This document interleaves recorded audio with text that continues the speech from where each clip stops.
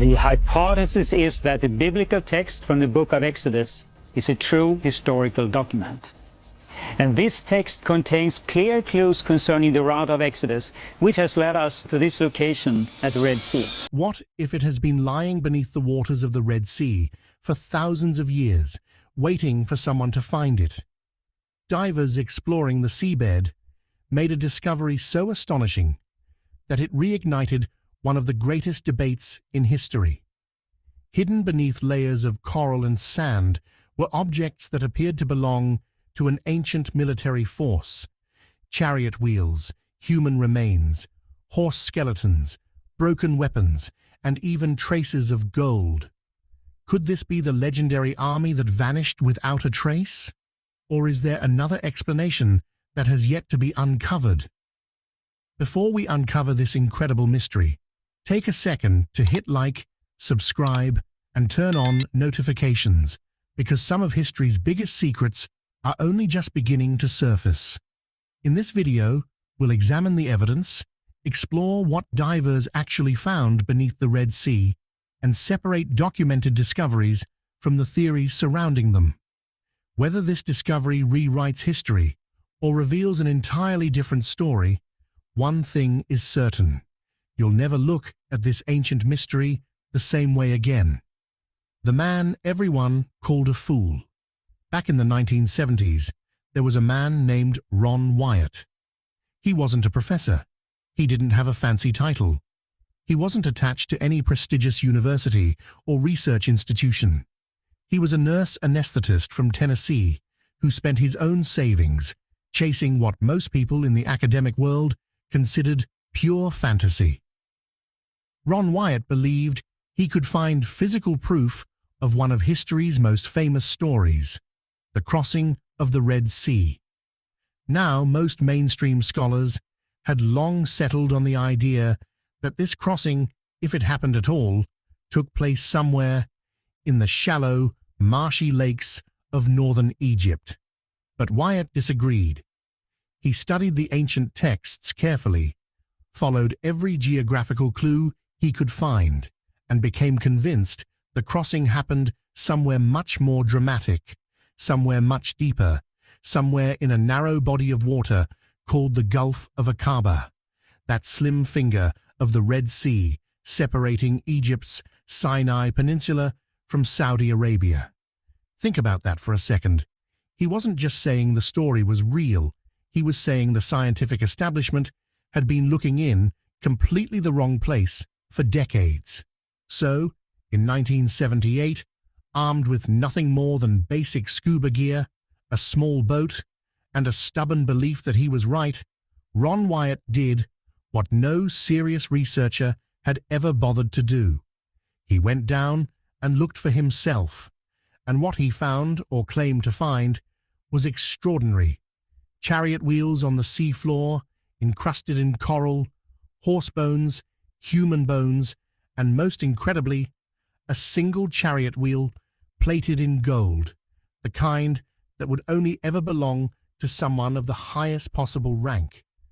Maybe a general, maybe even a pharaoh.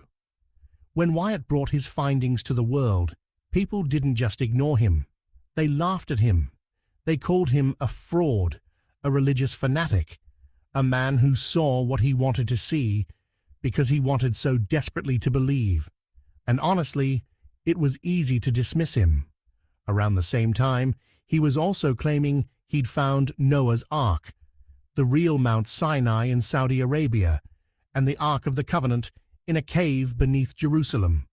So, yes, the scientific community buried him.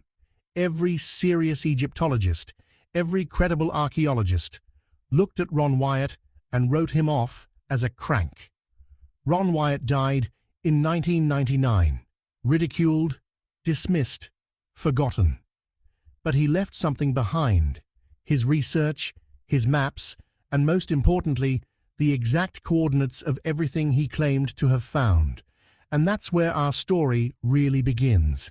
The $10 million mission, fast forward to late 2024. A privately funded expedition, backed by investors whose names have never been made public, quietly assembled one of the most sophisticated underwater search teams ever put together. We're talking about former military divers, underwater archaeologists who had grown deeply frustrated with the politics and bureaucracy of academic research, and engineers operating technology that most universities could only dream about. What kind of technology? Let me paint you a picture. They had advanced side-scan sonar, the kind that can map the seafloor in extraordinary detail, picking up shapes and patterns that are invisible to the human eye from the surface. They had military-grade remotely operated vehicles, essentially underwater robots, fitted with high-definition cameras, capable of descending into crushing darkness hundreds of feet below where any human diver could safely go. And they had hypersensitive magnetometers, instruments so precise they can detect metal objects buried beneath layers of sand and coral that have been sitting untouched for thousands of years. The total budget, over $10 million.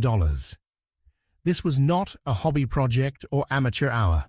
It was a surgical precision operation with one goal: to find out if Ron Wyatt, the man the whole world had laughed at, was actually right.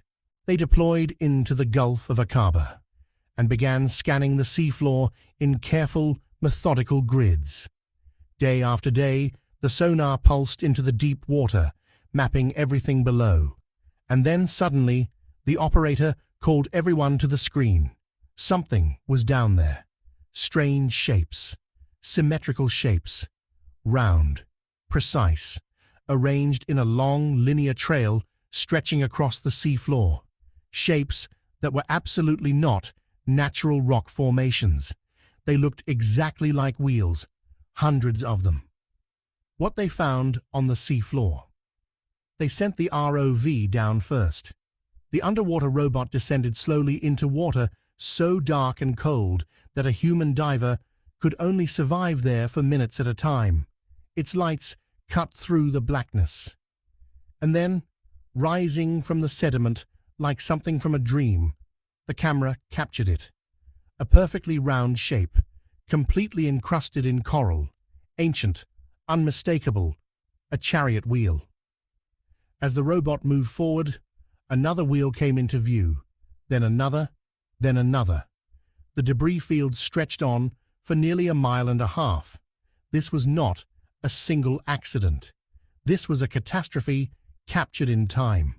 The human divers went down themselves, and what they experienced has been described by team members as overwhelming, even terrifying.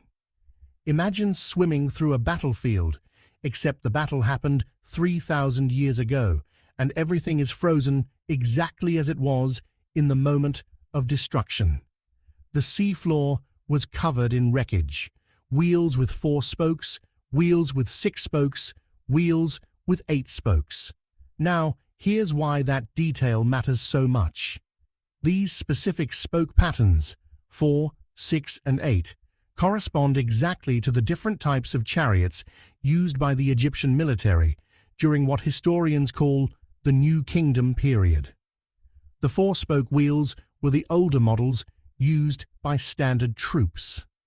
The 6 and 8-spoke designs were the high-performance vehicles reserved for elite warriors and royal commanders. Finding all 3 types together in one location, all destroyed in the same moment, is like stumbling across a photograph of the Egyptian chariot corps being wiped out in a single instant. And it wasn't just wheels. The team found twisted metal that appeared to be axles. They found the rectangular shapes of chariot cabs, now nothing but corroded bronze and petrified wood fused permanently to the seafloor by centuries of coral growth. And they found bones, hundreds of them.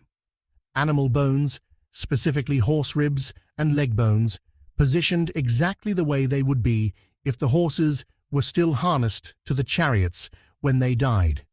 But mixed in with the animal bones were human remains, spinal columns, pelvic bones, skull fragments, all tangled together in a chaotic jumble that tells the story of sudden, violent, catastrophic death. And then one of the divers swept a light across a mound of coral and stopped dead. Something was glowing beneath the crust, a faint, unmistakable, golden sheen. Exactly what Ron Wyatt had described 40 years earlier.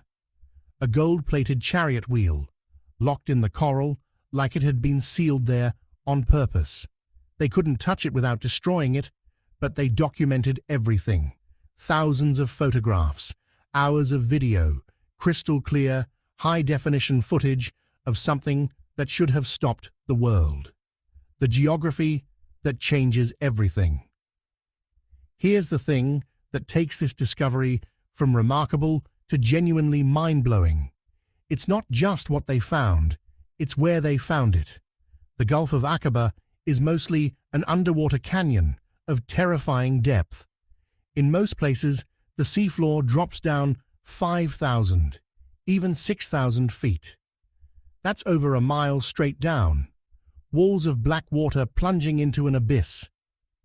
Crossing it would have been impossible for any group of people, ancient or modern, except in one place.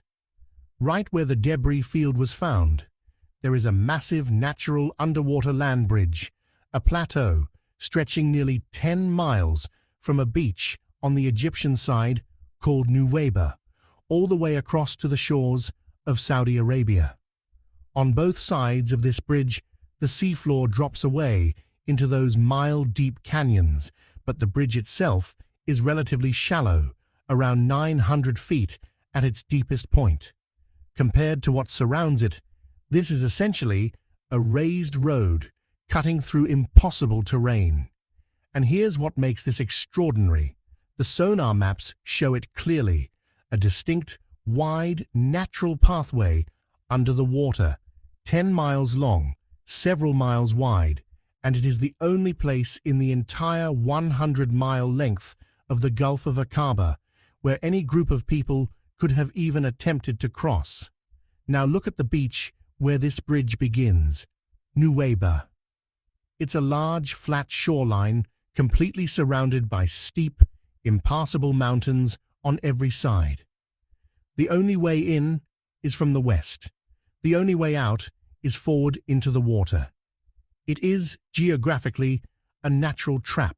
If you were there and someone was coming for you from behind, you would have mountains on your left, mountains on your right, water in front of you, and your enemies approaching from the only open direction. This geography matches almost perfectly the ancient account of a group fleeing for their lives, trapped against the sea, with an army closing in from behind. But here's the kicker. This underwater land bridge cannot be seen from the surface, not even a hint of it. You cannot know it exists without modern sonar technology that was invented in the 20th century. There is no way an ancient writer could have known it was there, yet the story they recorded points, like a compass needle, directly to this exact location. How did it happen? Okay, so let's say all of this is real. An army on the seafloor, a perfect land bridge, the right geography, the right time period, the right chariot designs. How does an entire army end up at the bottom of the sea? The ancient account says the water parted. It says a path opened up on dry ground. An army followed, and then the water came crashing back in and drowned them all. Modern science, understandably, finds this difficult to swallow. But here's an interesting theory, and it comes from something we actually know happened. Around 3,500 years ago, one of the largest volcanic eruptions in recorded human history took place on the Greek island of Pharaoh, which we now call Santorini. This was a catastrophic, planet-altering event, the kind of eruption that would have sent shockwaves across the ancient world, triggering massive tsunamis that radiated outward across the Mediterranean and interconnected bodies of water. Now here's something most people don't know about tsunamis. Before the giant wave arrives, the sea pulls back. The water recedes dramatically, sometimes for miles, exposing the seafloor. It can look to someone who has never seen it before like the sea itself is parting. So picture this: a group of people is trapped at Nuweiba. The Pharaoh eruption triggers a massive tidal drawback in the Red Sea. The water retreats, exposing that 10-mile land bridge. They see dry ground ahead of them, and they run.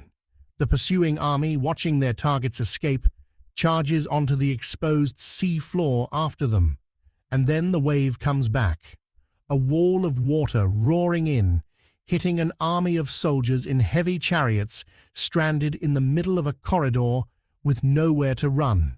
The timing, the parting, the collapse, it fits the ancient description with uncomfortable accuracy. Now, there are wilder theories too. Some researchers suggest that what the fleeing group was carrying was not just a religious object, but some kind of advanced technology, a device of unknown capability that was used to create the crossing and then shut off once the army was committed. That's why, this theory argues, the Pharaoh would risk his entire elite military force in a desperate chase. He wasn't chasing people, he was chasing something irreplaceable that had been taken from him. Is that likely? Probably not.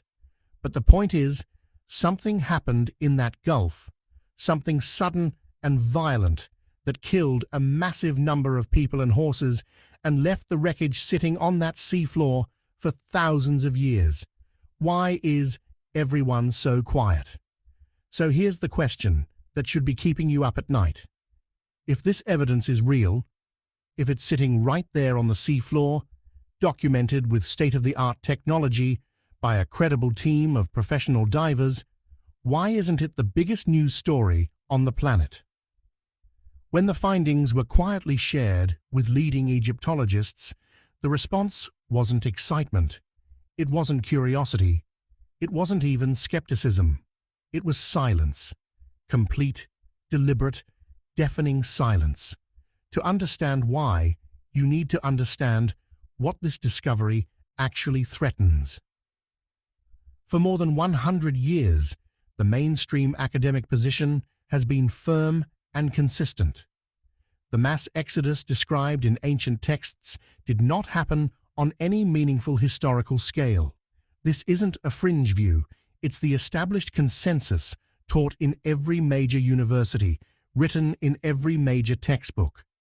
Scholars correctly point out that there is no archaeological evidence of a massive population wandering the Sinai desert for decades. No campsites, no pottery, no mass graves, and there is no mention anywhere in any Egyptian record, no hieroglyph, no papyrus, of their most powerful military force being wiped out in a single catastrophic event. The entire field of Egyptology, its timelines, its interpretations, its understanding of ancient Egyptian power, is built on a foundation that treats this event as mythology. Now imagine you are a professor. You have spent 30 years building a career on that foundation. You have written books, you have trained students, you have staked your professional reputation on a specific version of history. And then someone shows you high-definition footage of hundreds of Egyptian military chariots sitting on the seafloor of the Gulf of Aqaba. What do? Engage with it openly, and if it's real, everything you built collapses. Attack it, and you risk looking even worse. The safest option, protecting careers, institutions, and decades of academic investment, is to say nothing at all. But some researchers believe the silence goes even deeper than academic self-preservation. Think about what this discovery would mean if it were proven beyond any doubt. It would provide tangible, physical, scientific evidence for one of the central events in 3 of the world's major religions: Judaism, Christianity, and Islam. In a world already torn apart by religious conflict and political tension, that is not just academically explosive, that is geopolitically dangerous. And there are people in positions of power who may have decided very quietly that the world is not ready for that conversation. The evidence that keeps disappearing. And now we come to the part of this story that is truly disturbing.